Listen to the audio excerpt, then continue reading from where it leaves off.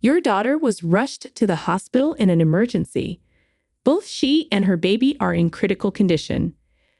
I got this shocking call from the OB/GYN where my pregnant daughter was getting her checkups. Apparently, my daughter had collapsed in the snow right outside our house and was found by a neighbor who quickly called an ambulance. I couldn't believe what was happening, but I immediately drove to the hospital. Please let them be safe, God. Please protect my daughter and her unborn child. I prayed. 2 hours later, I arrived at the hospital to face a harsh reality. My name is Grace.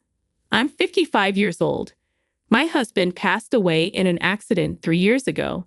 My daughter, Kaylee, who was already married at the time, was worried about me, but I didn't want to intrude on her new family, so I chose to live a couple of hours away by car. Kaylee, 27, is very patient and never complains about small things. Whenever I called to check on her, she always answered cheerfully, "Everything's fine. I'm enjoying life." Her husband, Blake, is rude and has never treated me with respect. He's always put his opinions before Kaylee's, even during their wedding preparations, which made me wonder if Kaylee was truly happy.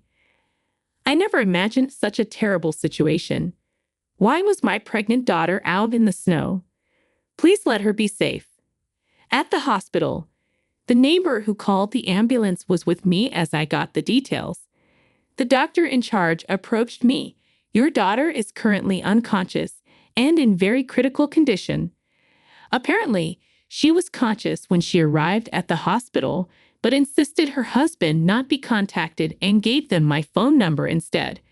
In the hospital room, held Kaylee's hand and kept calling her name. But sadly, she never opened her eyes again and quietly passed away after a while. I couldn't believe that my dear Kaylee was gone. My body felt heavy with despair, and I couldn't stand up. After some time in shock, I had to call Blake, Kaylee's husband. When he answered, it was clear he was heavily drunk. As soon as I said hello, he mistook me for Kaylee and started talking. "Hey, Kaylee, is all the snow at the entrance cleared? Once you're done, come pick me up in the car." I said, "Kaylee has passed away." He responded angrily, "What are you talking about? Who the hell are you?" I struggled to hold back my tears and told him I was Kaylee's mother. For a moment, he seemed to hesitate, but he refused to believe Kaylee had passed away, convinced that I was lying. "You had Kaylee shoveling snow and took the house key to go out drinking, which led to this cruel outcome." Shoveling snow? How do you know about that? All right, Kaylee must have told you. No, I heard it from the neighbor. They found Kaylee fainted in the snow when they returned from shopping. When they asked what happened, Kaylee said something shocking. You had locked her out of the house before you went out drinking, so she couldn't get to her cell phone inside and lost consciousness in the freezing cold. The house key? Ah, right. I kept it because if it fell in the snow, it wouldn't be found. Don't lie. It seems you told my heavily pregnant daughter to stay outside until she finished shoveling snow. Stop nagging, old woman. Don't interfere in our marital matters. Also, stop making bad jokes about death. Kaylee couldn't just be gone. No matter how many times I explain, you don't understand. Call a taxi and come home immediately. I'm heading to your house too. Let's talk face to face. No way. You and Kaylee are planning to blame everything on me, aren't you? Oh, I feel sick. I'm too dizzy from the alcohol. I'll stay at a hotel nearby tonight. With that, he hung up the phone. My heartfelt words didn't reach his ears at all. I didn't think he could be this unreasonable, but I didn't feel like calling him back either. Pondering what to do next, I, who had lost the strength to drive 2 hours back to my own house, decided to spend the night at Kaylee's. Took a taxi, and when I arrived at Kaylee's house, I found vegetables like green onions and radishes left cut in the kitchen. She must have been preparing dinner just a few hours ago. She was here, and now I can't even talk to her. This is too painful. Kaylee, I whispered as I wiped my tears and cleaned up the kitchen. Then I found Kaylee's diary in the kitchen cupboard. Remembering the conversations with the neighbor and the doctor, I hoped it might tell me about Kaylee's life. Desperate to understand why my daughter, who should have been eagerly waiting for the birth of her baby, had to leave us forever, I began reading the diary. The reality documented in it far exceeded my imagination. Kaylee had resigned from her job because her health deteriorated after pregnancy, and she couldn't go to work.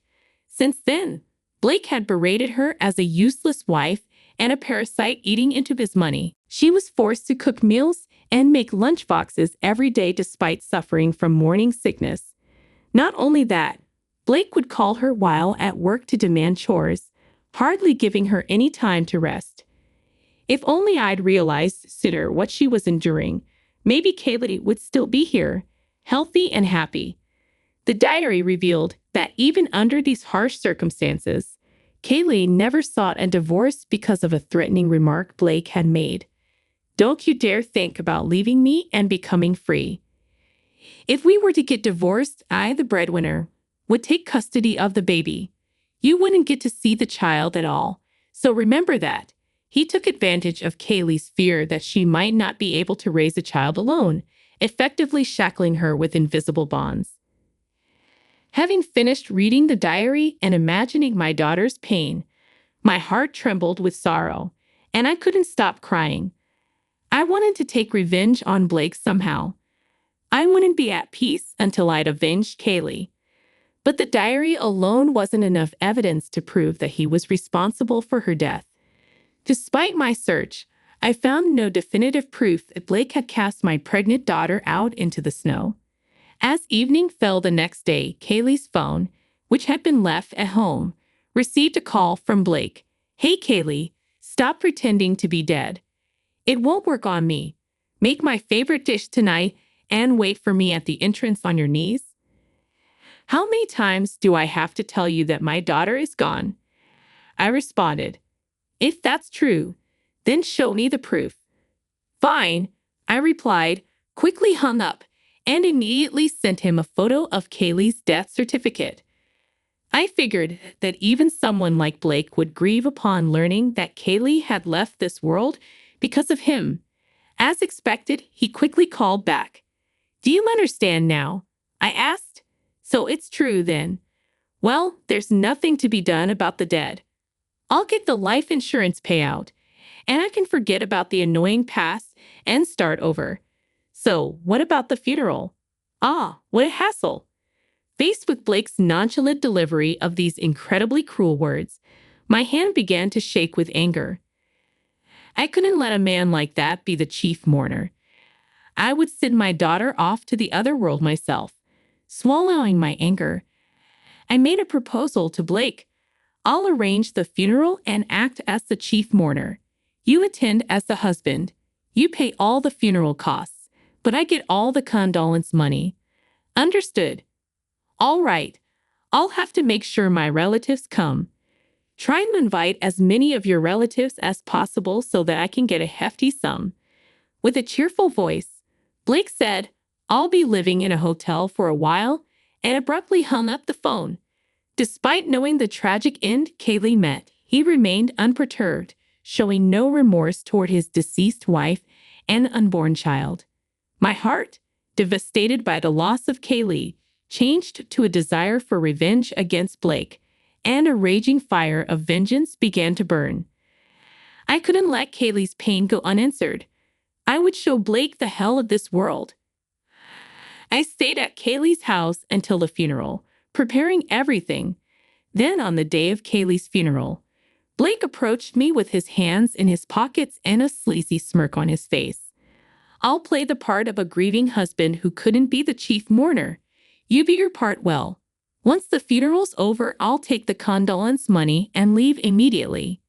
His words infuriated me, but I prioritized sending my precious daughter off. Both families gathered, crying and saying, "She was so young to leave us. It's heartbreaking." "I can't believe Kaylee is gone." After a few words of grief, I then stood in front of the microphone to make a speech as the chief mourner. Thank you all for gathering here today to remember my daughter, Kaylee.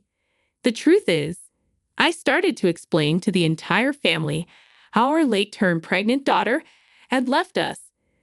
The solemn air shifted to murmurs of shock, and at this, Blake abruptly stood up. Don't be fooled by this old woman's lies. Kaylee insisted on shoveling the snow herself, ignoring my objections. That's why this happened. He began to fake tears. I had predicted Blake would react this way, so I opened my daughter's diary that I had brought with me. This is an entry from the day before Kaylee passed away. Blake told me to clean every nook and cranny of the house, but my belly was aching, so I couldn't do it today. He got angry and threw away all the dinner when I was about to eat. I'm worried if the baby didn't get enough nutrition. That's an exaggeration. I merely slipped and knocked the food off the table. She's making me out to be the villain. She's too delusional, he interrupted, but I ignored him and continued reading. If we divorce, I, who am unemployed, won't be able to raise the child by myself. Blake told me if you don't want to lose custody, you'll be my slave for life. Don't read things that aren't written there. You're causing everyone to misunderstand me. Despite his loud protests, his face was steadily paling. His expression seemed to indicate the truth. He started to come towards me as if he couldn't hold back anymore. But some of our relatives stopped him. You think you can get away with this? I'll call the police and put you in jail for defamation. Are you not the one who should be arrested by the police? Don't get ahead of yourself. Watch your mouth. His true nature couldn't be hidden, no matter how much he tried. Blake's face glaring sharply at me was pure villainy to anyone who looked. The attendees sighed and murmured, "What a terrible man. The worst kind of man." Oh well, I may have overreacted a bit. Kaylee just wrote about our insignificant spousal quarrels in her diary in an exaggerated way. Please believe me, it seemed he still thought he could talk his way out of this, unaware of the gravity of his actions. I informed him, neglecting a pregnant woman and her unborn child and leaving them out in the cold will result in severe punishment. You have no proof. If you have it, show it. He looked down on me, snorting with a laugh, seemingly thinking I was just bluffing. We do have evidence. Before coming to the funeral home, I had checked the dash cam footage from our neighbor's car, which had captured everything. It's amazing that it's always recording even when the engine is off. Well, I'm about to call the police. As I showed him the SD card from the dash cam, Blake clicked his tongue. Damn. I had already contacted not only the neighbors but also the doctor who had treated Kaylee, asking them to testify. I was wrong. It was my fault. So let's settle this amicably. I'll give you half of the life insurance and the condolence money, so please forgive me. Stop joking around. I lost my daughter, who was more precious to me than my own life. You think you can solve this with money? I hope you experienced the despair Kaylee felt in the cold and harsh outdoors. I immediately called the police and explained the whole situation. They agreed to rush to the funeral home. Meanwhile, the relatives who attended the funeral kept an eye on Blake to prevent him from escaping. You'll be picked up soon. You should atone for what you did to Kaylee before then. Kaylee, I'm sorry. Please save me from the other world. Blake called out insincerely. Then he turned to me and began to grovel pathetically. Mother-in-law, I'll apologize as many times as it takes. Please call the police back and tell them it was a mistake, please.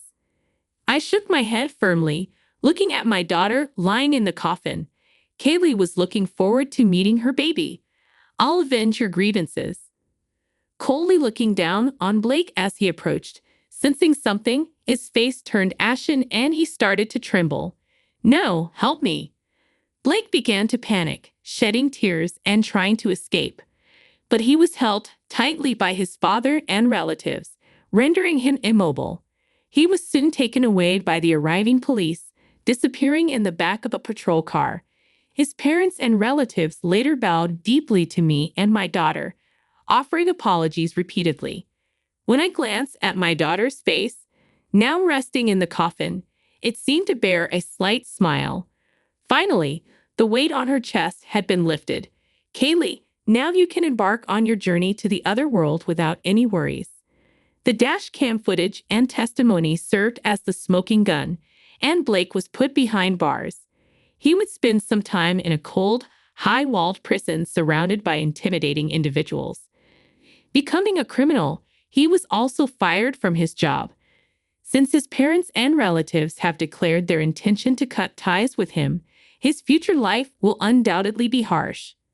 By the way, I didn't tell Blake, as he never asked, but Kaylee's baby was born safe and sound, and I have decided to raise it.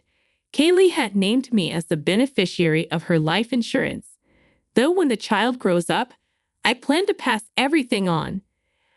I'm thankful that at least the grandchild is safe. From now on, I will pour double the love into this child, mine, and that of my lost daughter.